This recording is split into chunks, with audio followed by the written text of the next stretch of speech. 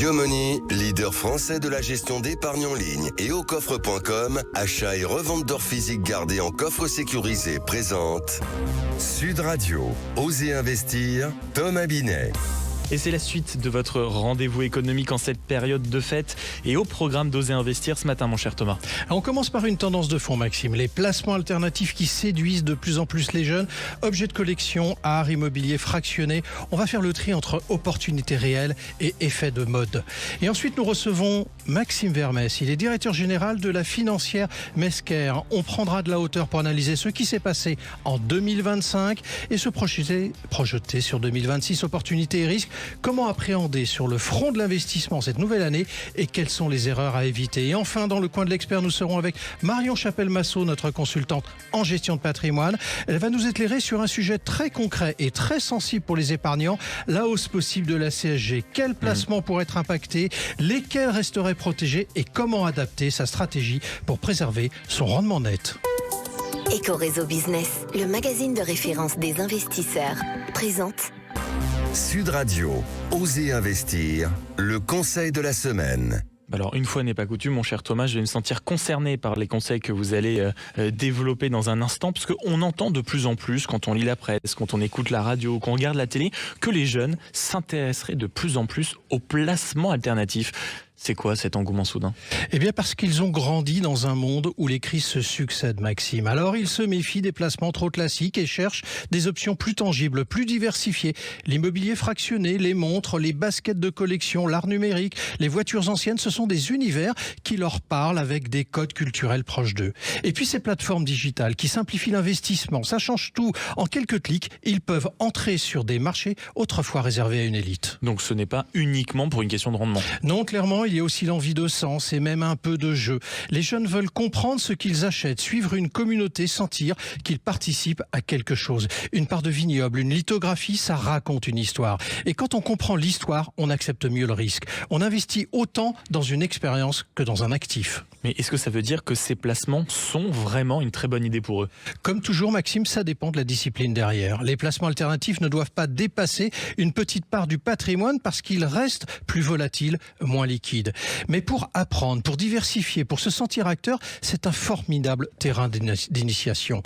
L'important, c'est d'y aller progressivement, de rester curieux, de ne pas confondre passion et stratégie. C'est sur ce terrain d'investissement-là que les jeunes veulent faire la différence. Haussmann Executive Search, leader du recrutement sur les métiers de la finance et de l'immobilier, présente Sud Radio, Osez investir, l'invité. Thomas, nous sommes avec Maxime Vermès, très beau prénom, directeur général de la financière Mesquer, acteur de référence de la gestion privée et de la gestion d'actifs en France, accessoirement depuis 1935. Bonjour Maxime Vermès. Bonjour Thomas. Quels enseignements majeurs les investisseurs peuvent-ils tirer de l'année 2025? On va commencer par ce bilan. Alors évidemment, l'année a été longue, complexe sur tous les angles, politique, géopolitique, économique, mais globalement, vous en retenez quoi? Écoutez, on en retient que c'est une année qui est finalement, presque étonnamment, vous le disiez, bonne, voire très bonne sur les marchés financiers, mais finalement anxiogène pour nos clients et les investisseurs. Alors, bonne et très bonne. Si on regarde les marchés actions, tous les indices sont globalement dans le vert, voire à 2 chiffres. Donc c'est vrai que quand on a commencé l'année, on s'y attendait plutôt pas, pour être tout à fait honnête. Mais aussi sur les autres classes d'actifs, et notamment les obligations ou encore les métaux précieux. Donc le bilan est très positif sur les marchés. En revanche, inquiétante, vous le disiez, pour la géopolitique, le ressenti de, j'allais dire, l'insécurité et l'incertitude sociale et puis fiscale aussi, et ça intéresse beaucoup nos clients évidemment. Alors justement, est-ce que les stratégies gagnantes de 2025 sont transposables en 2026 ? Alors, les stratégies gagnantes, vous savez, une stratégie, nous, ce qu'on dit à nos clients, c'est d'abord d'avoir une allocation de long terme de leurs actifs qui est adaptée à leur projet, et donc il faut savoir passer les cycles courts. La réalité, c'est que 2025 l'a montré, l'économie va plutôt bien, quoi qu'on en pense dans notre vie quotidienne. Les banques centrales ont été assez accommodantes. Ce que je veux dire par là, c'est que les taux qui étaient à l'époque de la forte inflation post-Covid ont baissé, et donc ça, c'est très porteur pour les marchés d'actions. Donc on est dans un environnement macroéconomique factuellement positif. Ce que vous êtes en train de dire, c'est que quoi qu'on en pense, et quels que soient d'ailleurs les messages transportés par les médias, et nous y contribuons ici, la situation n'est pas aussi grave qu'elle le laisse penser. On dit toujours à nos clients qu'il faut faire une grande différence et prendre un recul entre le ressenti quotidien qu'on peut avoir dans la rue, dans son business, dans sa famille, et la réalité des marchés financiers. Il y a toujours un décalage. Il est soit en avant, soit en arrière. Et c'est pour ça que des gens comme nous sommes là pour essayer d'aiguiller nos clients justement dans cet univers économique et financier. Alors justement, quels signaux macroéconomiques faut-il surveiller dès maintenant pour ajuster notre stratégie en 2026 ? Alors en 2026, la météo est peut-être un peu plus troublée, un peu plus nuageuse. C'est les États-Unis qui ont porté beaucoup de choses cette année, encore une fois, même si l'économie européenne va bien. Notre recommandation quand même, c'est que on va être vigilant à un certain nombre de facteurs cette année. Aux États-Unis, on a les mid-terms l'année prochaine. Donc Donald Trump a été extrêmement actif sur tous les plans l'année 2025. Il sera probablement un peu plus attentif compte tenu de ces élections de mid-term. On a un cycle d'emploi et de chômage qui est un peu plus poussif aux États-Unis, donc on sera attentif. Nous, notre vision pour le début de l'année 2026 en tout cas, c'est plutôt miser sur l'Europe. Alors, soyons quand même très concrets. Pour vous, 2026, ça va être une année d'opportunité ou de prudence pour les investisseurs particuliers ? Ce sera une année d'opportunité, mais de vigilance. Les cycles... C'est dur en même temps, ça ? C'est dur en même temps, absolument. C'est dur en même temps, mais c'est toujours un peu dur en même temps dans l'économie et la finance. Il faut être vigilant parce que les cycles se raccourcissent. On sera opportuniste parce que, par exemple, sur les obligations, elles ont porté les investissements, je dirais, depuis la forte hausse des taux. Ça reste une classe d'actifs qui est intéressante pour le particulier, avec des rendements de 3 à 5%. Je ne vais pas dire facile, mais sans un risque important. Sur les actions, c'est plus troublé. Et il y a pas mal de choses à en dire. Alors justement, on a vu quand même les derniers débats parlementaires où on nous laisse entendre comme une fiscalité qui va se durcir. Bon, ça n'a pas d'incidence pour dire que l'année 2026 va être un peu plus dure pour les Français ? En tout cas, pour l'épargne des Français, c'est une absolue certitude. On en a la conviction. Les premières démonstrations ont eu lieu avec notamment la hausse de la CSG et on sait que les débats sont en cours sur le sujet. On aura un durcissement de la fiscalité. Il est évident, avec le déficit de la France, qu'il va falloir effectivement le rembourser, en tout cas éviter de le creuser davantage, et ça passera, et on l'a bien vu dans les débats récents, par une fiscalité accrue sur l'épargne, et les plus riches sont visés, c'est une certitude. Donc, on peut avoir quelques conseils à leur donner sur ce sujet également. Ça reste quand même donc une période d'incertitude. Comment on peut faire pour protéger son patrimoine quand on est dans ce genre de situation ? Alors, je vais vous donner 3 conseils sur le volet patrimonial et fiscal. Le premier, c'est de favoriser ce qu'on appelle les enveloppes de capitalisation de l'épargne.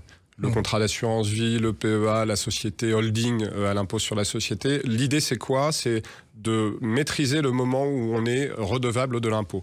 Le compte titre, le compte surlivré, les dépôts à terme, vous subissez sans pouvoir faire quoi que ce soit l'imposition sur le revenu. Ça, c'est le premier des conseils. Le second, c'est peut-être d'anticiper la transmission. Le fait générateur dans une transmission, quand on donne une partie de son patrimoine, c'est le moment de la donation. Et dans ces moments d'incertitude fiscale et notamment de projet de loi de finances, si vous passez à l'acte et que vous faites une donation, la fiscalité que vous subissez est certaine. Et donc, anticiper la transmission de son patrimoine est plus que jamais un élément important. Et puis le troisième conseil sur ce volet-là, c'est peut-être de bien regarder les actifs peu rentables fiscalement. Et j'en ai 2 en tête. Le fonds euro, il a beaucoup porté l'épargne des Français. La tendance sera baissière en termes de rendement, c'est le premier point. Et en plus, il est fiscalisé avant même la sortie du contrat. Donc lui, il va subir la pression fiscale potentielle. Et le second, c'est l'immobilier. C'est aussi le placement finalement favori des Français. Et aujourd'hui, entre, j'allais dire, l'obsolescence climatique et énergétique et la fiscalité surtout finalement sur les revenus immobiliers, on est sur une classe d'actifs qu'il faut réfléchir à arbitrer. Alors, c'est ça, ce que vous êtes en train de dire sur le dernier point, c'est qu'il faut regarder, analyser et probablement arbitrer en 2026 sur un certain nombre de choix qui avaient été faits antérieurement. Sans aucun doute. Alors, la diversification reste-t-elle le meilleur rempart, justement, dans ce genre de situation ? Alors je dirais la diversification, mais aussi la réactivité. Être accompagné dans un environnement qui est aussi, je dirais, peu lisible, c'est vraiment fondamental. Sur les actions, par exemple, on a vu que l'année 2025 a été portée, on dit que c'est à peu près 2/3 des bénéfices des entreprises qui ont été portés, en tout cas en termes de valorisation, par l'IA. Sous tous ces angles. Les producteurs et les potentiels bénéficiaires. 2026, c'est un peu l'heure de vérité. En tout cas, il y aura de la volatilité sur les marchés liée à l'intelligence artificielle. Ça ne fait strictement aucun doute. La géopolitique, c'est un autre angle. Évidemment, c'est beaucoup plus imprévisible. Mais voilà, tout ça concourt à finalement être très vigilant et surtout être bien accompagné pour pouvoir réajuster son allocation d'actifs au gré de l'actualité qui ne manquera pas de venir. Maxime Vermès, beaucoup d'invités à votre place dans les précédents numéros nous ont dit qu'il fallait toujours prévoir sur du long terme, etc. L'investissement. Est-ce que ça a du sens aujourd'hui de concevoir les choses de la même manière dans ce monde qui est extrêmement mouvant? Sans aucun doute. Il faut garder un cap. Gérer un patrimoine... Garder la tête froide. Absolument. L'expérience montre, et on a 90 ans chez Mescar, l'expérience montre sur les marchés que effectivement, essayer de prendre les petits cycles, c'est ce qu'on appelle se prendre une porte de saloon, c'est-à-dire avoir plus d'une chance sur deux de prendre les mauvais virages au mauvais moment. Quand la forte hausse des taux est intervenue en 2022, beaucoup d'investisseurs ont pris peur parce qu'effectivement leurs portefeuilles ont beaucoup réduit. Ils auraient mieux fait de les garder puisque aujourd'hui les performances sont plus que positives et ont largement rattrapé le terrain. Donc garder le sang-froid, la tête froide et garder un cap, c'est important. Ma dernière question pour vous, avec l'expérience qui est la vôtre, la vision que vous avez, quelle est l'erreur la plus fréquente que feront les investisseurs en 2026 pour leur éviter de la faire justement? Alors probablement d'être trop prudent. Et comme l'année 2025, pour ceux qui ont vécu justement ce ressenti dans leur investissement, c'est de ne pas investir. Merci à vous. Merci beaucoup Maxime Vermès d'être passé du côté d'Oser Investir. Et je rappelle, vous l'avez dit, depuis 90 ans que cette société existe, la société financière Méchard, vous en êtes le directeur général. Blockshare, le cercle immobilier des investisseurs avisés, présente Sud Radio, Oser Investir, le coin de l'expert. Thomas, nous sommes désormais avec Marion Chapelle-Massot, consultante en gestion de patrimoine et dirigeante du cabinet De Carion, gestion privée. Et Marion, aujourd'hui, on parle d'un sujet très concret pour les épargnants qui nous écoutent, la hausse possible de la CSG contribution. Oui, la CSG, Maxime, c'est invité de nouveau au cœur des débats parlementaires. Sujet sensible et hautement inflammable. Marion, est-ce qu'il faut craindre pour son épargne aujourd'hui? Pas pour toute son épargne, Thomas. Et c'est vraiment le point clé. Aujourd'hui, investir ne suffit plus. Il faut savoir où investir. Le texte voté à l'Assemblée prévoit une hausse ciblée de la CSG sur certains revenus du capital. Alors, très concrètement, on parle de quoi sur cette histoire? Alors, le prélèvement forfaitaire unique passerait de 30% à 31,4%. L'impôt sur le revenu reste, lui, à 12,8%, mais la CSG, elle, augmenterait de 9,2% à 10,6%. Alors, sur le papier, ça semble marginal. Mais sur le rendement final, Thomas, l'impact est bien réel. Alors quel placement serait dans le viseur justement de nos députés? Eh bien principalement les placements financiers détenus en direct. Autrement dit les comptes titres, les PEA, les PEA-PME, les comptes à terme, une partie de l'épargne salariale et peut-être les PER, dont l'avantage fiscal est régulièrement remis en question. Et à l'inverse, Marion, quel placement resterait protégé? Eh bien, c'est assez clair. L'assurance vie, le fonds euro comme unité de compte, les contrats de capitalisation, l'immobilier via les revenus fonciers et les livrets réglementés. Autrement dit, ce n'est pas l'épargne elle-même qui est visée, mais la façon dont elle est détenue. Donc, nous sommes face à une mesure extrêmement ciblée. Tout à fait. Moins de 18% des ménages détiennent des valeurs mobilières en direct, contre plus de 40% pour l'assurance vie. Le message est donc clair. La fiscalité devient un outil d'orientation patrimoniale. Un mot de conclusion, Marion? Alors aujourd'hui, la performance ne se mesure plus avant impôt. En gestion de patrimoine, ce qui compte vraiment, c'est ce qu'il vous reste après, Thomas. Merci Marion. Et comme on dit dans ces moments-là, surtout, joyeux Noël. Merci beaucoup Thomas Binet. On vous retrouve naturellement durant les prochaines semaines. Et je vous souhaite à vous aussi de très belles fêtes de fin d'année. Bonne fête Maxime. Sud Radio, Oser Investir, Thomas Binet. Avec Yomoni, leader français de la gestion d'épargne en ligne, et aucoffre.com, achat et revente d'or physique gardé en coffre sécurisé.